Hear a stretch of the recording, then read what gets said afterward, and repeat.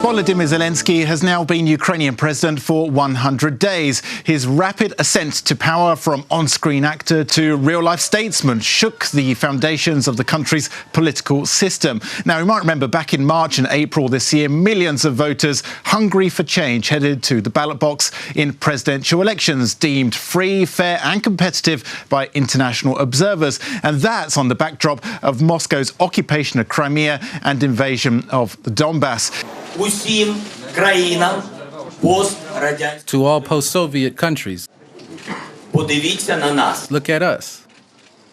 Everything is possible. It's easy to forget that just across the border in neighbouring Russia, democratic transfers of power during Vladimir Putin's two-decade rule have been non-existent.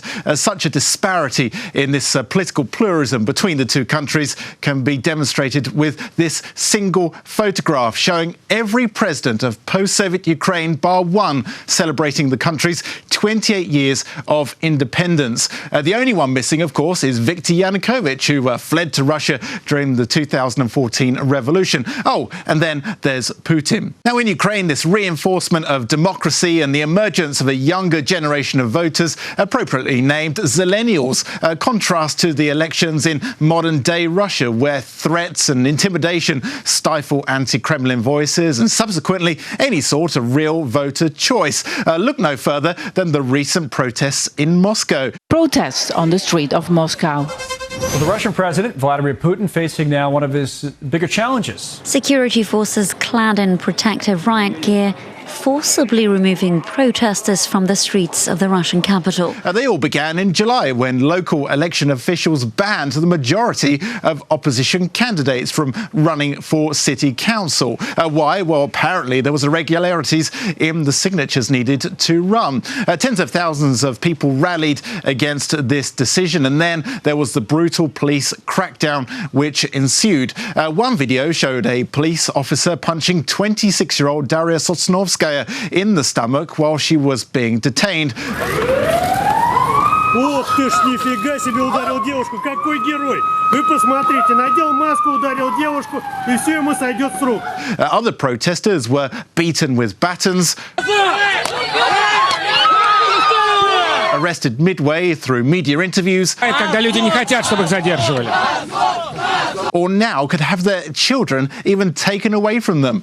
Of course, the Russian authorities blamed foreign interference, including the usual suspect, the US Embassy, and the German public broadcaster, who, for the record, venomously denied the allegation. But it doesn't end there. The city authorities actually went as far as hastily organising a food and music festival for August 10th and the 11th. There was a free entry and, in the words of the organisers, a grand concert with Russian celebrities. And of course, this all coincided with the protests. And guess what its name was? Meet and Beat. Obviously, the organisers just glossed over the fact that beat doesn't just mean rhythm, but also to hit someone or something. So while those police officers were rounding up protesters on Prospect Sakharov, hundreds of young people could be distracted and enjoy a barbecue in the rain. But there is one serious point here. For a city with a population of at least 12 million, why does 20 or even 30,000 people, a small portion of Moscow residents,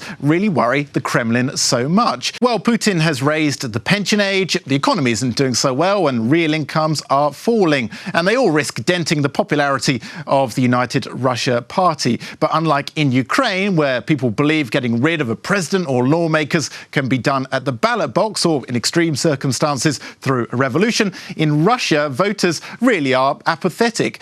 In fact, the sociological Levada Center reported in April that many people in both the pro and anti-Putin camps believed that he would cling on to power, citing reasons such as he's strong, he has still work to do, and there are no equally charismatic individuals capable of replacing him. Unless drastic changes within the Russian political elite happen between now and 2024, that's when the next elections are scheduled, Putin is going to be most certainly preoccupied with choosing and grooming his successor. Now, unlike in Ukraine, that has a clearly defined future with the European Union and NATO integration, Putin has been actively working to rehabilitate Joseph Stalin, working to paint him as a sort of strong leader against external aggression and internal disorder. In Ukraine, Zelensky is a bold gamble, a political outsider whose anti-establishment campaign pledges to fight corruption, attract investment and overhaul law enforcement and justice. And soon this will be carefully and very rightly scrutinised. 100 days, as you know, in politics is not really a lot, but the Ukrainian public have high expectations. And crucially, a habit that Russians don't seem to have is to speak out against the authorities at the first opportunity. And this can only be viewed as a great thing for Ukraine's future.